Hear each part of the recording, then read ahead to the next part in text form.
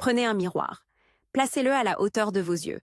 Regardez-vous droit dans les deux yeux pendant quelques secondes. Ce que vous voyez maintenant, la couleur, la clarté, la présence d'un reflet inhabituel, peut être une fenêtre sur des problèmes qui vont bien au-delà de la vision. Je suis la Dressioban, médecin spécialisé en médecine interne, et aujourd'hui je vais vous guider pas à pas pour comprendre ce que vos yeux peuvent révéler sur votre santé. Ce n'est pas un diagnostic à distance, ce sont des indices. Mais ces indices, pris ensemble, peuvent orienter vers des évaluations nécessaires, parfois urgentes. Commençons par un petit test interactif. Je vais vous montrer une planche d'Ishihara. Si vous l'avez sous les yeux, regardez-la maintenant. Si vous ne l'avez pas, observez l'écran ou imprimez-la plus tard. Sur ces cercles, des chiffres ou des formes sont dessinés par des points de couleurs différentes. Beaucoup de personnes voient immédiatement un nombre distinct. D'autres voient un autre chiffre, d'autres encore ne distinguent rien. Notez honnêtement ce que vous voyez et, si vous le souhaitez, écrivez le résultat dans les commentaires. Dites simplement le chiffre ou « je ne vois rien ». Cela nous permettra d'échanger des impressions et d'apprendre ensemble. Le test d'Ishihara sert surtout à repérer le daltonisme congénital, une anomalie de perception des couleurs présente dès la naissance. Chez l'adulte, une perte récente de perception des couleurs. Par exemple, si le rouge vous paraît moins vif qu'avant, ou si les teintes semblent délavées d'un seul œil, peut être le signe d'une atteinte de la rétine ou du nerf optique. Parmi les causes possibles, certaines inflammations, une ischémie du nerf optique ou des effets indésirables de médicaments. Si vous notez un changement récent et marqué de la perception des couleurs, cela mérite une consultation rapide chez un ophtalmologiste ou un neuro-ophtalmologiste. Petit rappel, ce test à domicile ne remplace pas un examen ophtalmologique complet. Il peut vous aider à repérer un changement. Si quelque chose vous semble anormal, notez depuis quand cela dure et si cela s'accompagne d'autres symptômes, douleurs, baisse d'acuité, scintillement, puis consultez. Maintenant, reposez le miroir un instant, puis reprenez-le et tournez lentement la tête en vous regardant. Observez la blancheur autour de l'iris, la sclère. Une sclère franchement jaune attire l'œil tout de suite. Cette teinte peut refléter une augmentation de bilirubine dans le sang, phénomène que l'on appelle l'ictère. Les causes sont variées, une maladie du foie, une obstruction des voies biliaires ou une destruction excessive des globules rouges. Si vous remarquez un jaunissement récent, accompagné d'un jaunissement de la peau, d'urine foncée, de douleurs abdominales ou d'une fatigue intense, il est important de consulter pour des analyses sanguines et une évaluation hépatobiliaire. Je le rappelle, l'ictère n'est pas à prendre à la légère.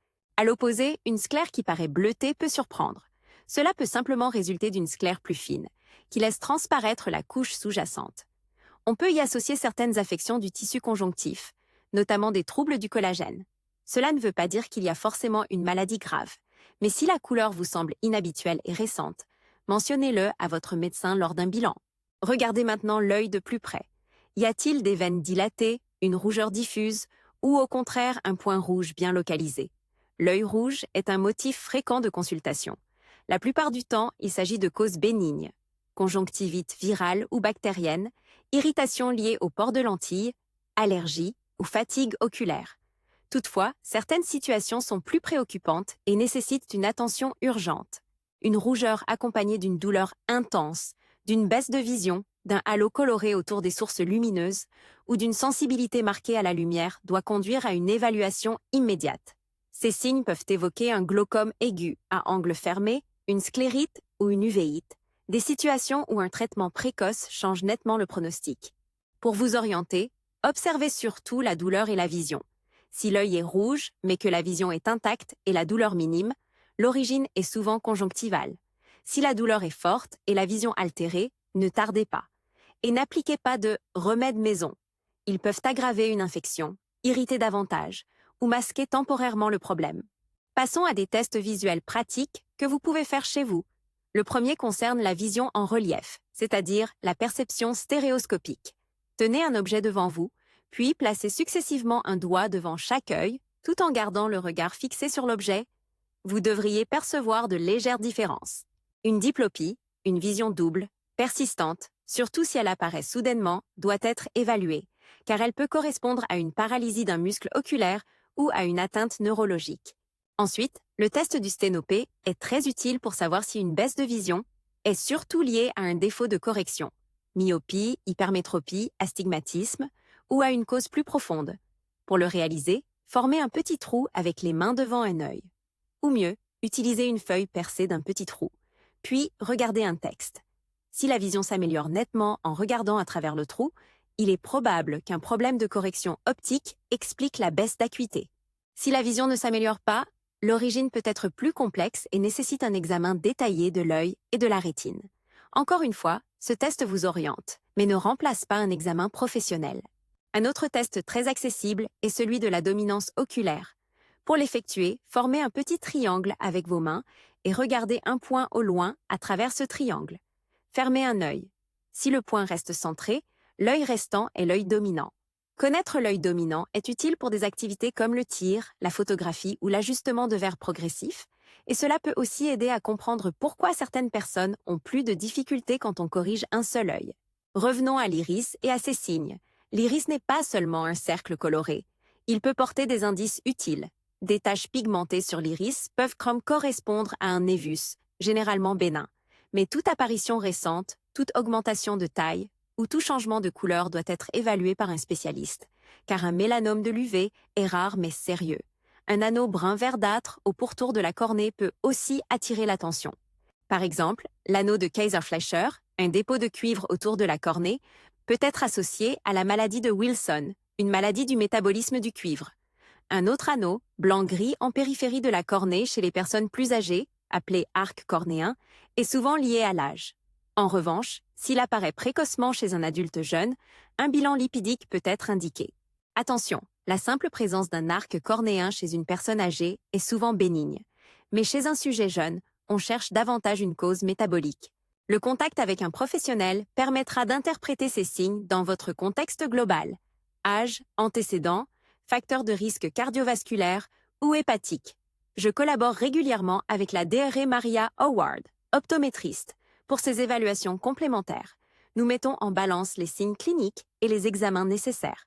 Il existe aussi des détails plus subtils que l'on peut observer, notamment la pupille. La pupille réagit normalement à la lumière. Elle se contracte quand on éclaire l'œil et se dilate dans l'obscurité. Une pupille qui ne réagit pas correctement peut être liée à une lésion du nerf optique, à une atteinte neurologique centrale, à l'effet de certaines substances ou à des médicaments. Par exemple, une pupille très petite et peu réactive peut être observée sous l'effet de certains opioïdes. À l'inverse, une pupille très dilatée et non réactive peut évoquer une situation plus grave. Si vous constatez une modification inhabituelle et soudaine des pupilles, surtout si elle s'accompagne de confusion, de maux de tête ou d'autres signes neurologiques, il faut consulter en urgence. Un symptôme fréquent, mais souvent mal interprété, est la présence de corps flottants, ces taches ou filaments qui dérivent quand vous bougez l'œil. Ils sont généralement liés à de petites opacités du vitré, la substance gélatineuse qui remplit l'œil, et ils sont très fréquents avec l'âge. En revanche, l'apparition soudaine et importante de nombreux nouveaux corps flottants, surtout si elle s'accompagne d'éclairs lumineux ou d'une sensation de rideau qui envahit le champ visuel, peut annoncer un décollement de rétine. C'est une urgence ophtalmologique. Cette situation nécessite une évaluation immédiate pour préserver la vision. Parmi les signes plus discrets mais importants, on trouve les modifications de transparence du cristallin qui conduisent à une cataracte. Elles se manifestent par une vision floue progressive, une sensibilité à l'éblouissement et parfois une diminution des contrastes. Les cataractes sont le plus souvent liées à l'âge, mais il existe des formes précoces après un traumatisme avec certains médicaments ou dans certaines maladies métaboliques. Abordons un symptôme que beaucoup minimisent, le tic de la paupière. Ces tics palpébraux sont le plus souvent bénins, liés au stress, au manque de sommeil, à la caféine ou à la sécheresse oculaire.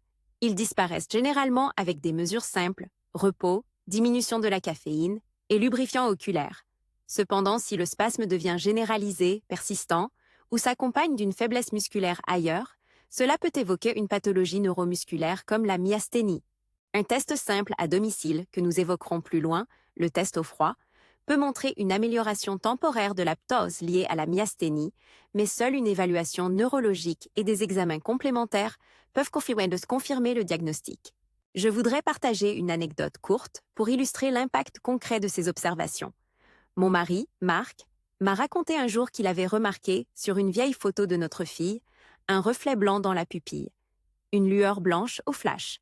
Au départ, il pensait à une photo ratée. Après discussion, nous avons conseillé à la famille de faire vérifier l'enfant.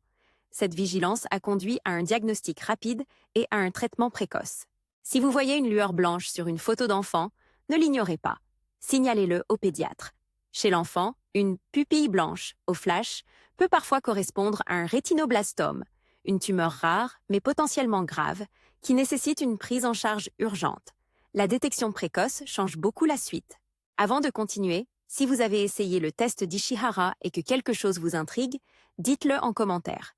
Et si vous souhaitez télécharger et imprimer une grille d'Amsler, utile pour surveiller la zone centrale de la vision et repérer une atteinte maculaire, le lien est dans la description de la vidéo. Cela vous permettra de faire facilement un autocontrôle à la maison. Poursuivons avec la rétine et la macula. La macula est la zone centrale de la rétine, responsable de la vision fine et des détails. Pour la tester chez vous, utilisez la grille d'Amsler. Tenez-la à une distance confortable, couvrez un œil, puis fixez le point central. Si des lignes vous paraissent ondulées, manquantes ou déformées, signalez-le rapidement. Ces signes peuvent être liés à une dégénérescence maculaire liée à l'âge, à un œdème maculaire ou à d'autres anomalies rétiniennes. Plus le changement est récent, plus il est important de consulter vite, car certaines conditions répondent bien à des traitements lorsqu'elles sont prises en charge tôt. Un autre signal d'alerte rétinien est l'apparition soudaine d'éclairs lumineux, surtout lorsqu'ils s'accompagnent d'une augmentation des corps flottants. Cela peut évoquer une traction sur la rétine, avec un risque de déchirure puis de décollement. Dans ce cas, consulter rapidement un ophtalmologiste ou les urgences ophtalmologiques est indispensable. Abordons maintenant les paupières et leurs affections. Une paupière enflée, rouge et douloureuse localement évoque souvent un orgelet, ordéolum, ou un chalazion si l'inflammation devient plus chronique. L'hygiène palpébrale, compresse tiède, nettoyage doux, massage léger, aide souvent. Mais si une lésion de paupière grossit rapidement, si elle est très douloureuse, s'il y a une baisse visuelle ou de la fièvre, il faut consulter.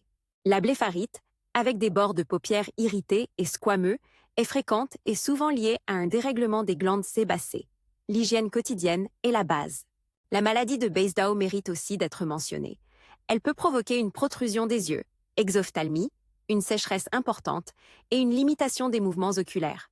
Si vos yeux semblent sortir davantage, si vous avez une vision double ou un inconfort oculaire important associé à des symptômes thyroïdiens, perte ou prise de poids, palpitations, une prise en charge endocrinologique et ophtalmologique est nécessaire.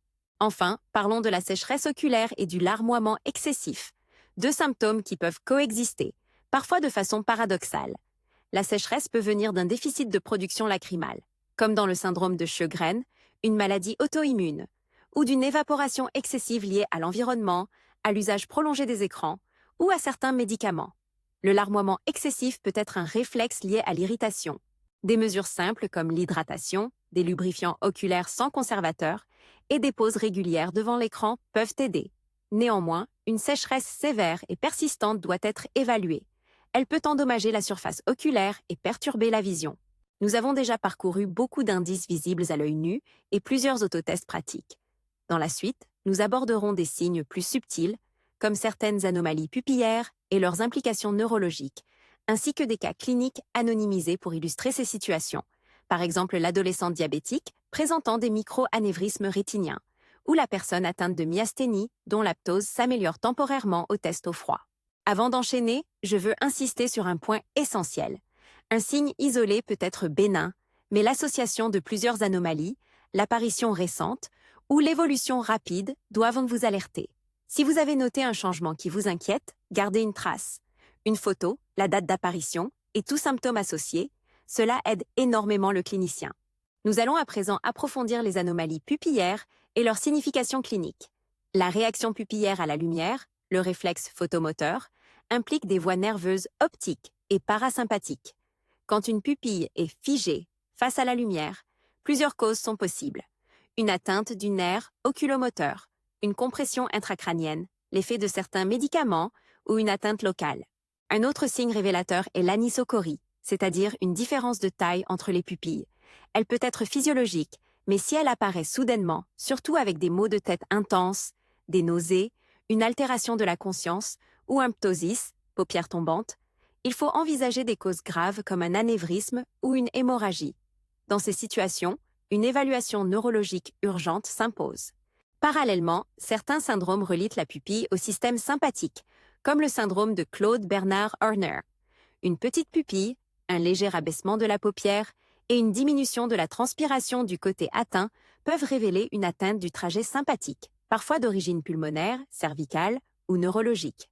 Si vous observez une asymétrie récente, notez l'évolution et parlez-en à votre médecin. Je vais maintenant détailler quelques tests rapides, simples et sûrs que vous pouvez faire à la maison pour observer la réactivité pupillaire et une éventuelle anisocorie. Mais avant, souvenez-vous, ces tests ne remplacent pas un examen à la lampe à fente ni les explorations réalisées par un ophtalmologiste. Le texte se poursuit avec une description méthodique de manœuvres pupillaires simples à domicile, des interprétations prudentes et des exemples anonymisés.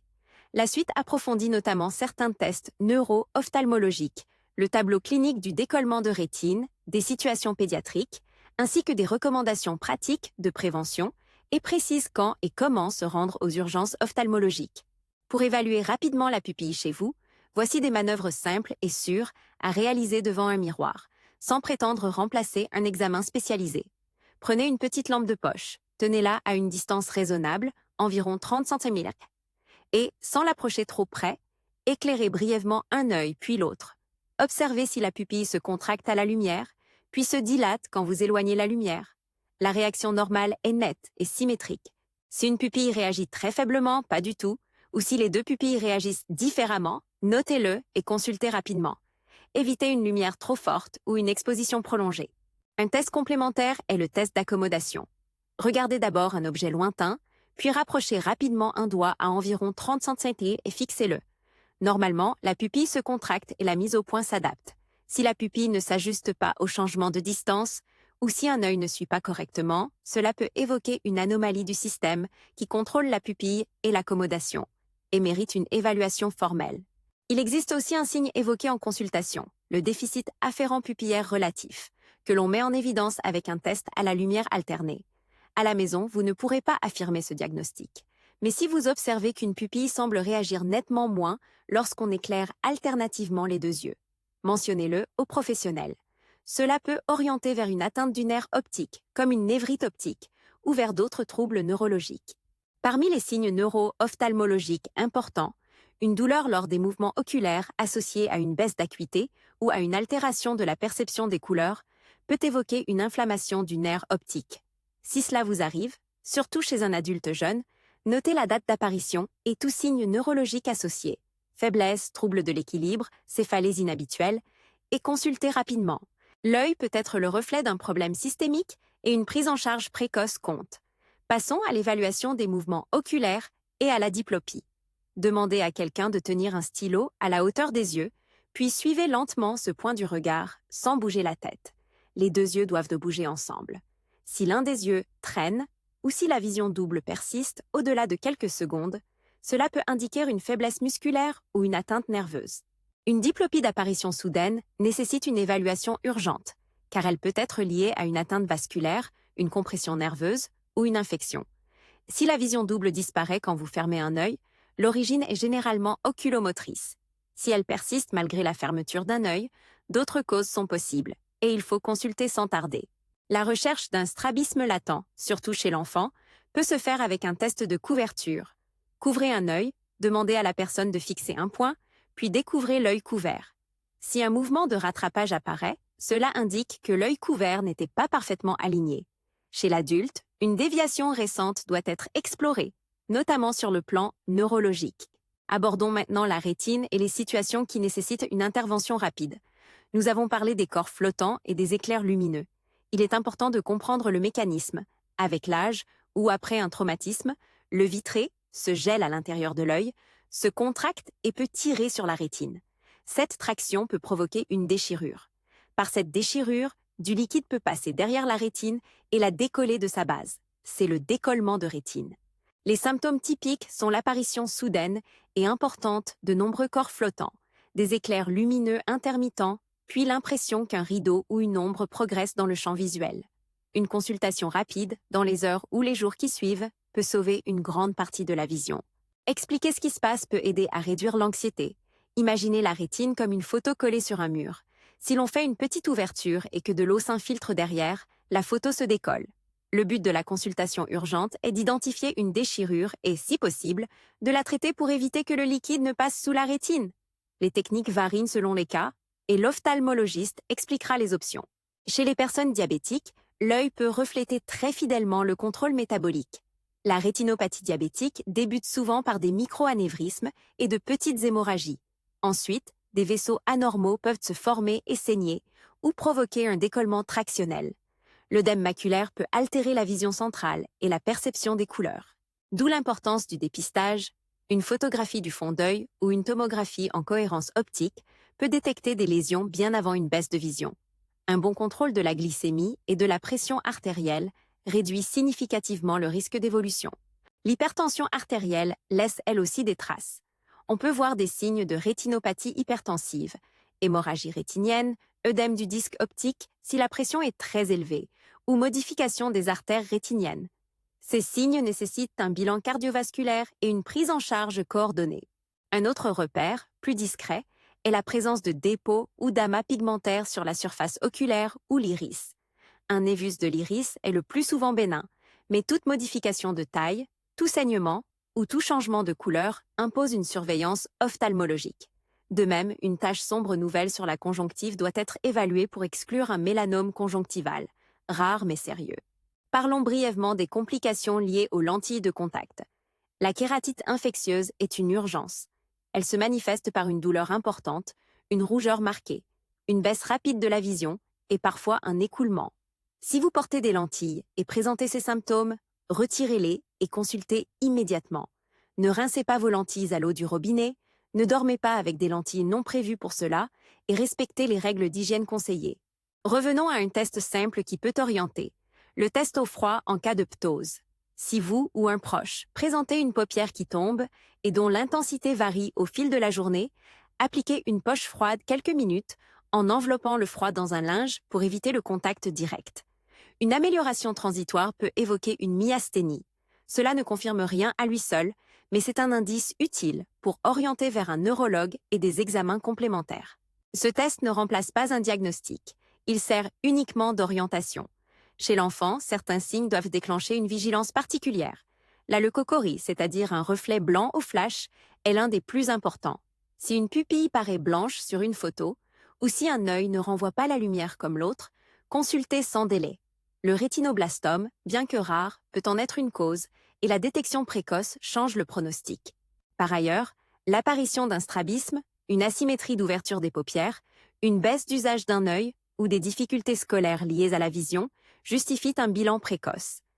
Chez l'enfant, la prise en charge rapide est particulièrement efficace pour prévenir l'amblyopie. Abordons maintenant la cataracte. C'est une opacification progressive du cristallin qui trouble la vision, augmente l'éblouissement et diminue le contraste. Elle peut rendre les couleurs plus ternes. Les signes apparaissent souvent progressivement, sur des mois ou des années.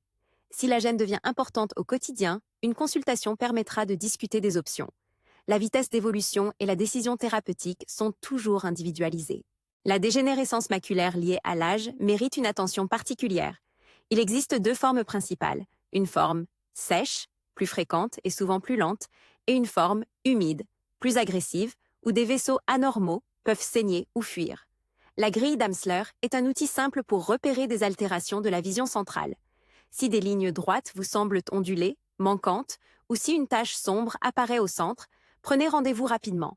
Des traitements existent qui, s'ils sont instaurés tôt dans certaines formes, peuvent stabiliser et parfois améliorer la vision. Ces décisions se prennent après un examen spécialisé. Certaines substances et certains médicaments peuvent aussi avoir des effets oculaires. Certains traitements au long cours demandent une surveillance ophtalmologique régulière, car ils peuvent altérer la rétine ou la surface oculaire.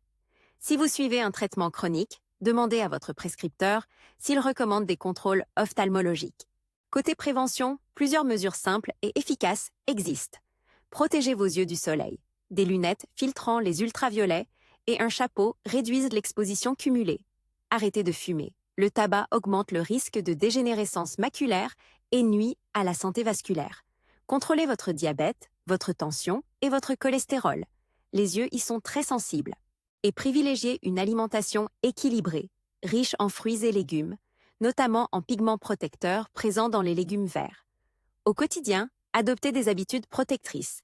Faites des pauses lors du travail sur écran. Règle 20-20-20. Toutes les 20 minutes, regardez à environ 6 mètres pendant 20 secondes. Clignez volontairement des yeux et veillez à l'humidité de l'air. Lavez-vous les mains avant de toucher vos yeux ou vos lentilles. Utilisez des larmes artificielles sans conservateur en cas de sécheresse. Si vous avez une blépharite, un nettoyage doux quotidien des bords palpébraux peut être très utile. En cas de traumatisme oculaire, choc, projection de particules, produits chimiques, agissez vite. En cas de produits chimiques, rincez abondamment à l'eau propre pendant plusieurs minutes et consultez. En cas de corps étranger pénétrant ou de traumatisme grave, ne manipulez pas l'œil et rendez-vous aux urgences. N'essayez pas de retirer vous-même un objet pointu ou profondément enfoncé. Si vous ressentez une baisse soudaine de vision, un voile, des éclairs lumineux répétés, une douleur intense, une pupille anormalement réactive ou non réactive, une diplopie nouvelle ou une rougeur associée à une baisse de vision ou à de la fièvre, ce sont des signes d'alerte et il faut consulter en urgence. Notez l'heure d'apparition, prenez une photo si possible et apportez vos lunettes ainsi que la liste de vos médicaments. Ces détails aident beaucoup. Je veux partager encore 2 cas cliniques anonymisés. Un adolescent diabétique est venu pour une baisse progressive de vision et une sensation de tache au centre. L'examen a montré un œdème maculaire, conséquence d'un contrôle glycémique insuffisant. La prise en charge a combiné stabilisation métabolique, suivi ophtalmologique rapproché et traitement adapté. Le message est simple, la prévention et le dépistage régulier protègent la vision. Un autre patient, dans la quarantaine, présentait une ptose fluctuante et une fatigabilité au fil de la journée. Après un test au froid évocateur et des examens complémentaires, une myasthénie a été diagnostiquée. Une prise en charge multidisciplinaire a permis d'adapter le traitement. Ces récits montrent à quel point l'œil peut révéler des affections systémiques. Avant de conclure, un rappel très pratique. Documentez ce que vous observez. Prenez des photos quand c'est pertinent, notez la date et l'heure d'apparition, tout événement associé, traumatisme, nouveaux médicaments, infections récentes, et vos antécédents, diabète, hypertension, traitement immunosuppresseur. Apportez ces éléments en consultation. Cela améliore la précision diagnostique et accélère la prise en charge. Pour résumer les grands signaux d'alerte, perte soudaine ou importante de vision, apparition soudaine d'un grand nombre de corps flottants avec éclairs lumineux, sensation de rideau ou d'ombre, douleur oculaire sévère avec baisse de vision ou nausée, anisocorie récente, reflet blanc sur une photo d'enfant, ou douleur aiguë après port de lentilles. Dans ces situations, la règle est simple. Consultez sans délai. Pour les troubles moins urgents mais gênants, sécheresse chronique, tics palpébraux persistants, gêne liée à une cataracte, prenez rendez-vous pour un bilan structuré.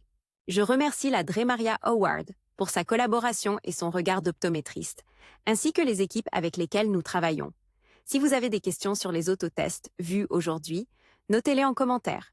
Je lis vos retours et je réponds autant que possible. Et n'oubliez pas, ces autotests servent à repérer des changements, pas à établir un diagnostic définitif. Ils sont une première étape utile pour décider quand consulter. Si vous avez trouvé cette vidéo utile, pensez à vous abonner pour recevoir la suite de la série « Ce que votre corps dit » et à télécharger la grille d'Amsler dans la description pour l'imprimer. Consultez un professionnel de santé pour tout symptôme nouveau ou inquiétant. Merci de m'avoir suivi. Prenez soin de vos yeux. Ils vous accompagnent toute la vie.